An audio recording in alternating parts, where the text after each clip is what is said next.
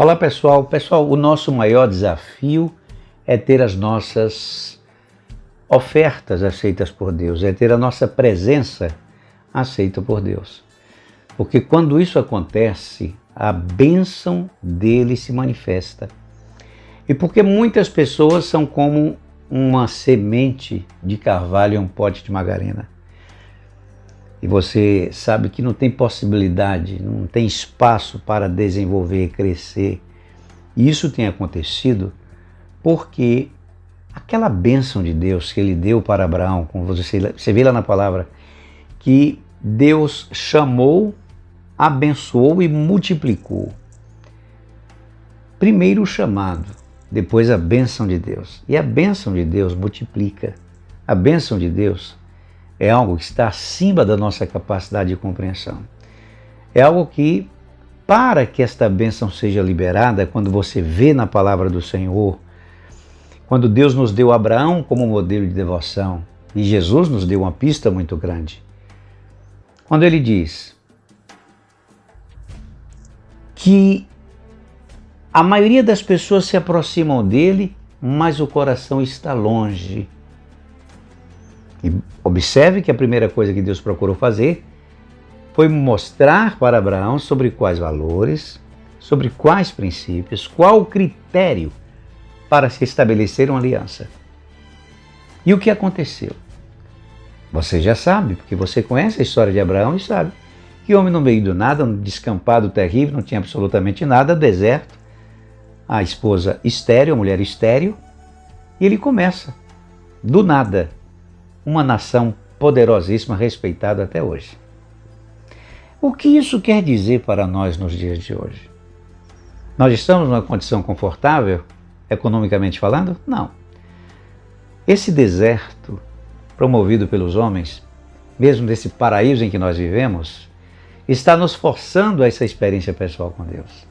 Está nos empurrando cada vez mais para uma experiência de uma fé ativa, que produz resultados, e não somente a balela, a conversa, aquele negócio de dizer que está na fé, que tem fé. E Deus não se manifesta, não acontece nada. A sua vida é igual à vida de quem despreza ao Senhor Deus. A pergunta é o seguinte: existe possibilidade de você ser aceito por Deus e viver na mesma condição daqueles que desprezam a Deus? Porque o pessoal da acusação, né, fica trabalhando na sua mente. Ora, você não é melhor do que ninguém? Quem é você para esperar que a sua vida seja diferente, que Deus te olhe e faça por você o que não está fazendo pela maioria? Então nós reconhecemos que fazemos parte da família humana, reconhecemos que fazemos parte de uma sociedade, de um mundo que o que acontece com um acontece com todo mundo, como efeito da administração econômica, como efeito da administração pública, como efeito desta peste que você está vendo agora, causando essa devastação no mundo. Mas o que nós vamos analisar aqui é que a nossa experiência com Deus não é uma experiência meramente religiosa. Deus se manifesta. E para que ele se manifeste nesse nível, nós precisamos reconhecer para quem e por quê. Então, por que Deus fez por aquele homem? Somente porque ele tinha o desejo de dar início a uma nação? Também. Mas à luz dessa experiência, uma nação de pessoas que, olhando para o seu pai Abraão, como está registrado lá no livro de Isaías, quando Deus diz: olhai para Abraão, vosso pai, porque ele era só quando eu chamei, mas eu chamei, abençoei e multipliquei. E Deus não convida a olhar somente para Abraão, ele diz: olha para Sara também, para você não apresentar as suas limitações como desculpa. As condições geográficas, o lugar que você vive, a situação econômica do país. Quando Deus chamou aquele homem, ele tirou as vantagens e colocou aquele homem em pleno deserto, justamente para nos mostrar nesses dias que ele quer fazer sim, por aqueles que se aproximam dele nesse espírito. Ele quer fazer por essas pessoas o que infelizmente ele não faz pelo mundo inteiro. Não porque não queira, mas porque não ouve a sua voz. Confunde, mistura religião com a experiência pessoal com Deus, e isso soma a esse caldo de antipatia aos intérpretes de Deus, aos líderes religiosos, aí você fica distante dessa experiência pessoal com Deus, orientado pelo Espírito Santo. Que é isso que vai valer a pena. Então, dentro desse contexto, dessa realidade abraâmica, Jesus ele vem nos dando pistas. Ele diz, olha, o seu coração está longe de mim. E depois ele mostra. Então, como saber se o meu coração está em Deus? Como saber? E quando Deus olha para mim, ele sabe onde está o meu coração, mas eu não sei. Por que você não sabe? Porque você fica envolvido com a religiosidade, os seus interesses ocultos, aquele espírito que está orientando a sua busca. Muitas vezes você não reconhece, que é totalmente contrário, porque isso vem de um histórico e por séculos você vem absorvendo uma ideia de Deus, você aprende a pensar em Deus com categorias de natureza religiosa e começa a oferecer serviços, trabalhos e muitas vezes com um coração totalmente distante do verdadeiro propósito que Deus quer encontrar em você. Você sabe que nem Deus tem tudo. E quando eu falo isso não é uma contradição. Ele é muito forte quando eu ouvi isso do próprio Deus. Uma experiência espiritual que eu compartilho aqui com vocês. E uma vez eu ouvi isso na madrugada, em oração. Ele disse, nem eu tenho tudo. Nem eu tenho tudo. Porque existe algo que eu só posso ter se você me oferecer. Poxa, como nem Deus tem tudo. Tem algo que eu só posso ter se você me oferecer. O seu coração. Quando eu recebi essa palavra, que a ficha caiu, eu digo, puxa vida. Então aquela experiência abraâmica foi para conduzir este homem a esse nível de compreensão. Isaac representa o próprio coração de Abraão no altar, em honra ao Senhor nosso Deus. Note que Deus não aceita sacrifício humano. Ali foi um teste rigoroso para nos mostrar que se o nosso coração não estiver sobre a pedra, que se o nosso coração não estiver nesse altar, não estiver nesse lugar de honra, se o nosso coração não for reconhecido por Deus como aquele coração que está no lugar que Ele quer encontrar, nada feito. Por isso que quando Jesus diz, este povo honra-me com seus lábios, mas o seu coração está longe de mim. Então, como reconhecer isso? Como saber onde realmente o meu coração está? Você já fez essa pergunta? Você quer saber? A resposta é a seguinte: descobrindo onde está o teu tesouro. Porque Jesus diz em seguida, porque onde está o teu tesouro, ali está o vosso coração. Então, quando você descobre onde está o seu tesouro, você descobre também onde o seu coração está. E como saber que tesouro é esse? E como saber o que significa para mim um tesouro? Observe o que tira a sua paz, a sua alegria, o seu sentimento de riqueza, tudo que você deseja muito. E esse desejo está carregado de um sentimento de perturbação e ansiedade porque você não conquistou, o seu coração está ali. Porque quando você realmente está em Deus, não significa que você deixa de desejar, significa que o teu desejo é orientado por uma paz que excede todo o entendimento. E é justamente essa paz, o núcleo dessa paz, que vai promover capacidades, forças, orientação, sabedoria, discernimento, para que você alcance o seu propósito, honrando a Deus. E ele diz aqui, em Evangelho de Mateus, no capítulo 6, versículo 7, quando vocês oram, quando vocês orarem, quando vocês buscarem a presença de Deus, a presença do vosso Pai, quando vocês me buscarem, não useis de vãs repetições, como fazem aqueles que não me conhecem. Porque pensam que por muito falarem, serão ouvidos. Está aqui no versículo 7. Então muita gente se apresenta diante de Deus em intermináveis orações, pensando que por muito falar serão atendidos. Porque entende, a pedir dá-se-vos-á, porque todo que bate abre, aquele que busca encontra. Então ele entende que é uma insistência, como que falando a um surdo que não está entendendo e que não conhece a palavra antes de chegar à boca. Ele não sabe o que vocês têm para dizer, ele sabe.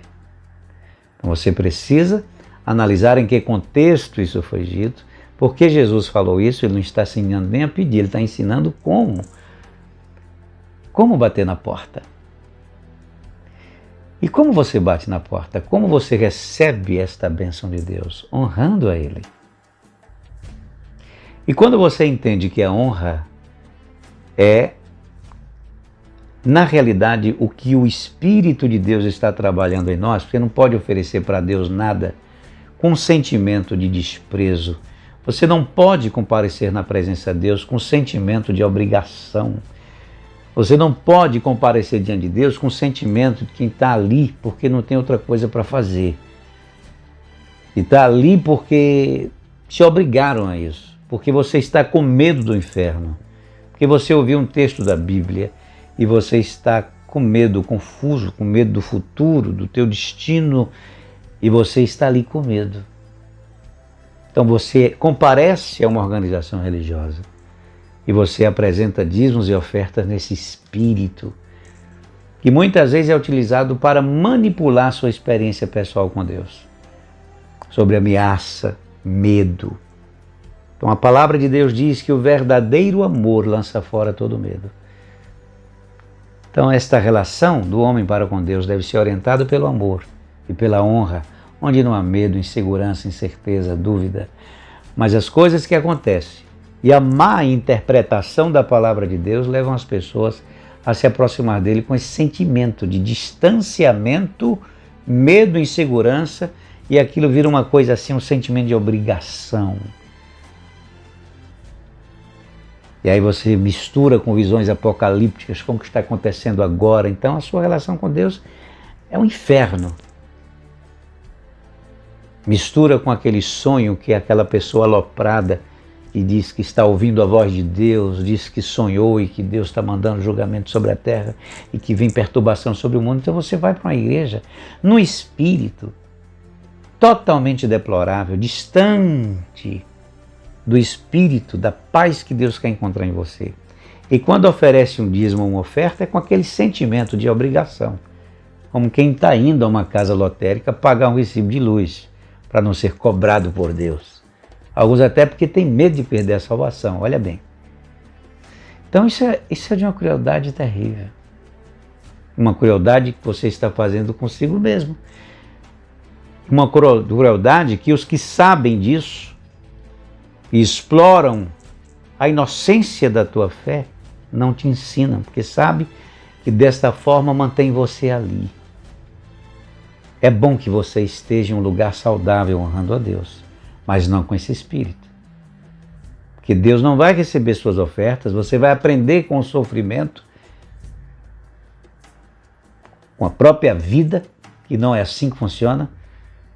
Isso atrasa a sua vida espiritual, a sua capacidade de desenvolver o discernimento para aprender a voz de Deus, aprender a ouvir a voz de Deus, e não traz resultado nenhum, só perturbação, ansiedade e aquele sentimento de obrigação que muitas vezes lançam sobre vocês, que é um sentimento de quem precisa carregar os problemas do mundo em suas costas, as intercessões intermináveis, a responsabilidade de resolver problemas que o mundo cria e põe você para resolver enquanto explora a sua força. Então a sua experiência em Cristo, em Deus, é uma experiência de mais desgaste.